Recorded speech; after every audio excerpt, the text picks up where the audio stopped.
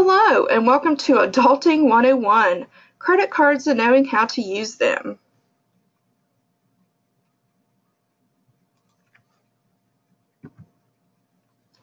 Plastic 101. Before we get into this, we need to know our definitions.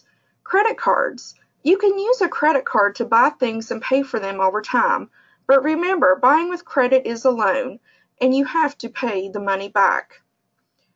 Debit cards. This card allows you to make purchases in real time by accessing the money in your checking or savings account electronically.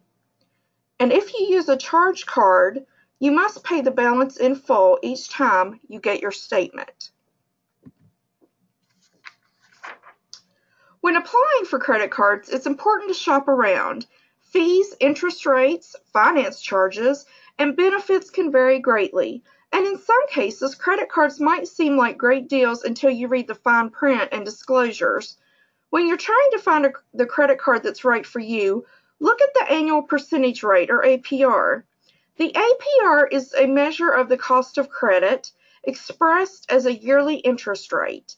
It must be disclosed before your account can be activated, and it must appear on your account statements.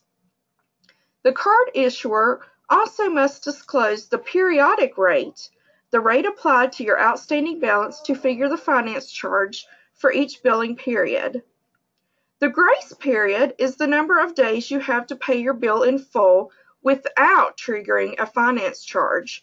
For example, the credit card company may say that you have 25 days from the statement date, provided you paid your previous balance in full by the due date. The statement date is on the bill. Annual fees. Many issuers charge annual membership or participation fees. Some card issuers assess the fee in monthly installments. Transaction fees and other charges. Some issuers charge a fee if you use the card to get a cash advance, make a late payment, or exceed your credit limit. Some charge a monthly fee if you use the card or if you don't. Customer service is something most people don't consider or appreciate until there's a problem. Look for a 24-hour toll-free telephone number. Unauthorized charges. If your card is used without your permission, you can be held responsible for up to $50 per card. If you report the loss before the card is used, you can't be held responsible for any unauthorized charges. To minimize your liability, report the loss as soon as possible. Some issuers have a 24-hour toll-free telephone number to accept emergency information. Keep a record in a safe place separate from your credit cards of your account numbers, expiration dates, and telephone numbers of each card issuer so you can report a loss quickly. Stop and think. Do you really need another credit card? The more credit cards you have, the better chance you have of getting deeper in debt. Remember, credit cards are not a form of supplemental income. Having a few credit cards is okay, but if you find your credit card balances are increasing, that is a danger signal. The solution is definitely not another credit card. But you argue that new card will help you manage your money better because you can transfer other balances to a no-interest account. Welcome to credit card mistake number 2, being misled by introductory rates. Deferred interest deals are a type of introductory rate that traps many consumers. The deals, often offered with big-ticket purchases such as appliances or furniture, contain a financially lethal tripwire. Interest accumulates from the day of purchase. If you don't pay off the debt during the introductory period, interest charges are charged retroactively and usually at a high rate. The homework is reading the offer's fine print. Not doing so is credit card blunder number 3. That tiny text insert is where you'll discover when the 0% or very low interest rate expires. It's also how you'll find out about any balance transfer fees, as well as any offer limitations. You might be tempted to ignore the fine print because the card has other attractions, such as a rebate or rewards program. Don't, you'll make credit card mistake number 4, choosing a card for the wrong reasons. It's important to figure out what card is best for you and your lifestyle. Rebates are important, and it's important to make sure that you're getting the best deal possible.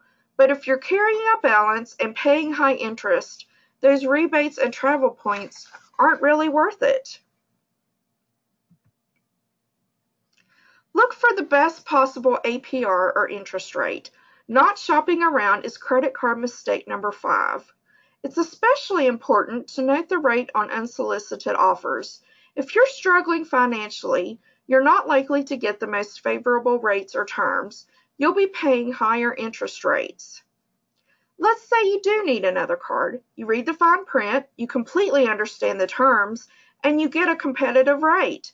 But even after choosing the perfect credit card, people still make mistakes such as number 6 on our list, making only the minimum payments. The best strategy is to pay off the balance monthly. Let's say, for instance, you have a $5,000 balance on a card with a 14% APR. Your card issuer's minimum payment formula calls for you to pay 1% of the principal plus interest charges monthly. If you pay only the minimum payment, you'll end up paying another $5,000 in interest and take nearly 18 years to pay off the balance. Making late payments, blunder number 7, is better than not paying at all, but not by much. Not only will you face a late payment charge, which could be higher than your minimum payment, your tardiness will show up on your credit report, damage your FICO score, and make it harder to get better terms for future loans and accounts. Checking your statements can keep you from exceeding your credit limit, mistake number 9. If you're near the top of your credit limit, try really hard to pay in cash for subsequent purchases or get an increased credit line.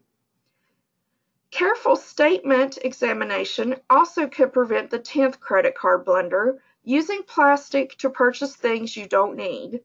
We find people spend more money using credit cards than cash. Peruse your credit card bills and analyze what you spend. Go over your credit card bills every month and you'll be amazed at the number of items that, upon reflection, you could have done without. It's surprising how many purchases we make that we think are needs but are really impulse buys. There is a lot more to know about using credit cards. Visit the Federal Trade Commission's website for more articles and information about everything credit card related. If you go to the website on the screen, you'll see various articles about getting credit, credit reports, credit and debit cards, loans, and you can rely on this information because it is from the Federal Trade Commission, which is a government website. That concludes our information for today. If you have any questions, you can contact your Modify specialist or our 800 number at 1-866-720-3605. Thanks for joining us.